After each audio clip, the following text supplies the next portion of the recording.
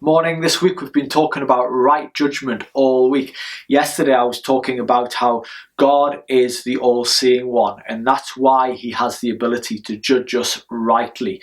Other people can't judge us rightly because they don't see all that we do, but God can judge us rightly because he sees all things. He sees all deeds. He sees the stuff done in secret. I want to give another aspect to this, a bit of a deeper aspect to this today, from 1 Corinthians 4 verse 5. This is what Paul says. He says, "Do not pronounce judgment before the time, before the Lord comes, who will bring to light the things now hidden in darkness and will disclose the purposes of the heart."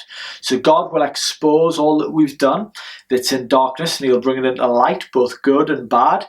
That should motivate us towards doing the right things for him and the good things for him. It should cause a fear within us of doing things which are grievous to him, this knowing that he sees all things. But Paul goes to a greater depth. He says God will disclose the purposes of the heart, meaning God knows the motivation of our hearts in all that we do. And it's for that very reason that we can't judge ourselves and others can't judge us. Let's just begin with the fact others can't judge us. Others can't judge us because they do not know the motivations of our heart. They might look and see works that we're doing, and on the surface those works might look very weak and not very powerful for the kingdom. But what the Lord's looking at is the motivation of the heart. It's a little bit like when the widow came and she gave her couple of pence into the collection pot. People may have looked at that from the outside and thought to themselves, she's not doing a lot for the Lord. She's not going to be rewarded very much on the day of the Lord.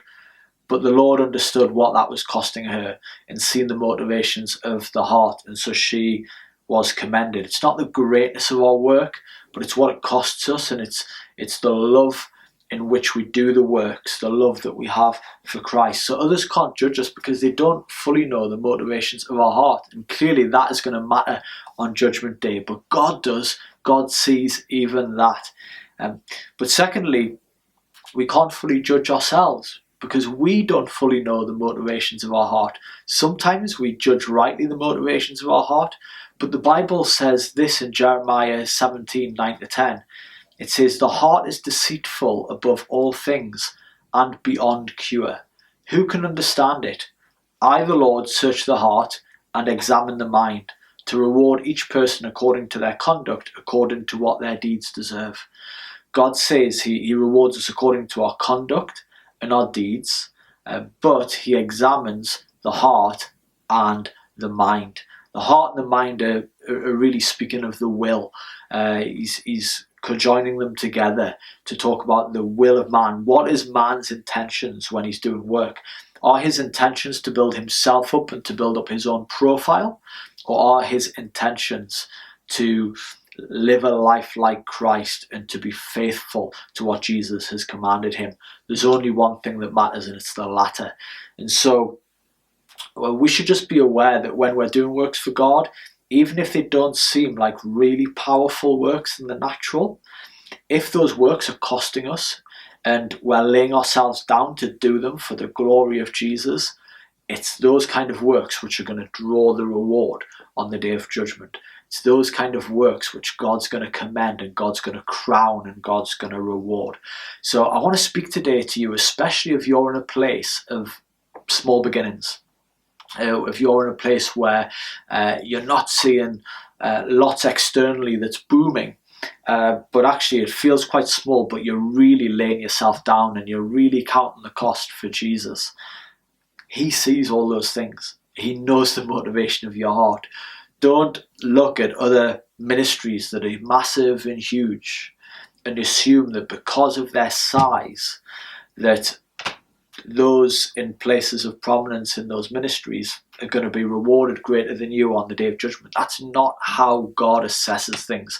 God assesses based on what it's cost us. Now, that's not to say that those in small ministries are going to get rewarded bigger than those in bigger ministries. I'm not saying that. I'm simply saying that it comes down to the motivation of the heart. And it's not a case of looking at things in the natural and assuming that that which looks big and that which is popular is going to be rewarded by the Lord. The Lord is not like man. The Lord doesn't think like man. His ways are higher than our ways. His judgments are pure, flawless, and objective, unlike ours. So rest in that today as you lay yourself down for the Lord. Rest in that promise that he sees your heart, and on the day of the Lord, the motivations of your heart will be exposed and everything will be disclosed. And if you're seeking to love him with your whole heart, your whole mind, all your strength, you'll receive a reward on that day that Jesus returns. Hope that encourages you today. God bless you as you walk faithfully for him.